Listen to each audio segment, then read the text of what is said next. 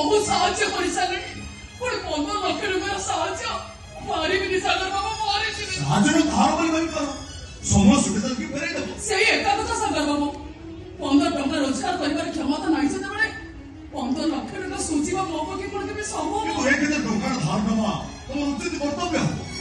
ଠିକ ଅଛି ସେଇ 15 ଲକ୍ଷ ଟଙ୍କା ପ୍ରତି ବଦଳରେ ମୁଁ ଆପଣଙ୍କୁ କିଛି ଦବାକୁ ଚାହୁଁଛି। କୁହନ୍ତୁ ଆପଣଙ୍କ ପ୍ରସ୍ତାବ ଗ୍ରହଣ କରିବେ? କି ପ୍ରସ୍ତାବ? ଗୋଟେ ନର ରାକ୍ଷସ 15 ଲକ୍ଷ ଟଙ୍କା ପ୍ରତି ବଦଳରେ ମୋ ରୂପ ଯୌବନକୁ ଭୋଗ ଦଖଲ କରିବାକୁ ଇଚ୍ଛା କରେ। ଏମିତିକି ସାରା ଜୀବନ ମତେ ରଖିବାକୁ ବାଧ୍ୟ କରୁଥିଲା। ମାତ୍ର ମୁଁ ତା ପ୍ରସ୍ତାବରେ ରାଜି ନହୋଇ ତା ମୁହଁକୁ ଛେପ ପକାଇ ଚାଲି ଆସିଲି।